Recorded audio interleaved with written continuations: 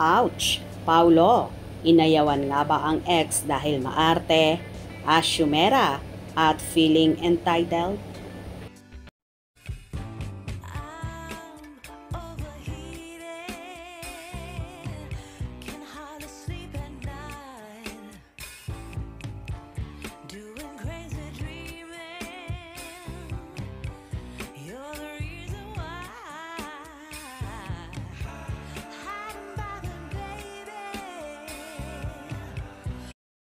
Kaloka na talaga at hindi na matapos-tapos ang usapin tungkol sa ex. May ilan kasi na nagsasabi na malayong-malayo na ang Paulo Avellino na nakikita ngayon kumpara sa lumang Paulo noon, na babaero, isnabero at suplado. Ngayon kakaibang Paulo na ang makikita mo na palaging nakangiti, palabati na rin siya at palagi rin siyang may baong joke.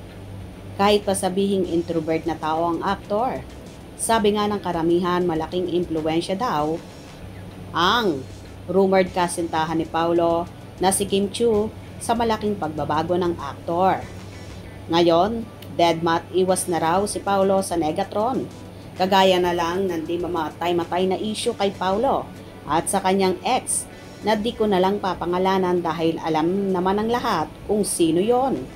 Inayawan daw ng aktor ang ex-girlfriend dahil maarte, asyumera at feeling entitled.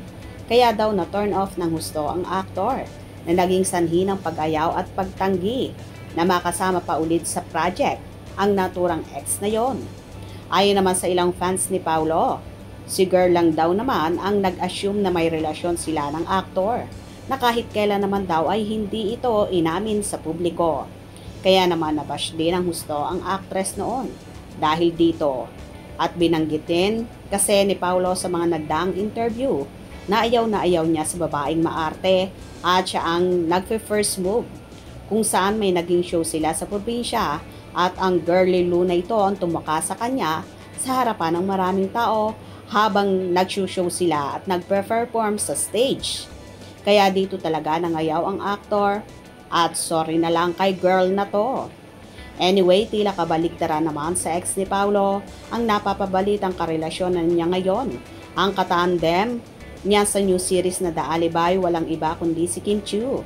Si Kimi kasi ang tao palaging nakatawa, walang nega sa katawan, walang arte, lalong higit, napaka-humble, mabait sa lahat kahit super sikat.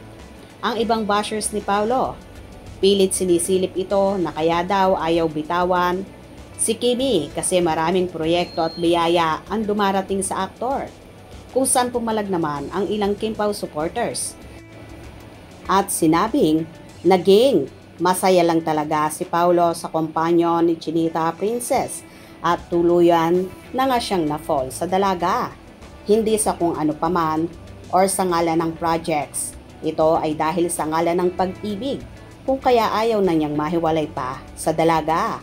Bukod pa dito, tila si Kimi nga raw ang nakapagpabago kay Paulo sa mga maling tingin sa kanya ng tao. Ngayon, kayo naman siguro kitang-kita nyo ang malaking pagkakaiba ng Paulo noon sa Paulo ngayon. Ang actor ngayon ay responsableng tao, matured na at kakikitaan mo talaga na sincere siya kay Kim.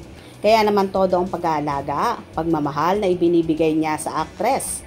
Tuluyan na talaga siyang nabihag sa kagandahan ni Kim, kaya naman ayaw na niyang pakawalan pa ang actress at mapunta sa iba. Si Chinita Princess kasi ay puno ng enerhiya, walang kapaguran, mabait sa mga katrabaho, sa fans at kahit kanino pa man. Grabe ang pagtulong lalong higit sa mga nangangailangan. Busilak ang puso at family-oriented. Kung kaya hindi maiwasan ni Paulo na humanga at umibig sa isang Kim Chiu.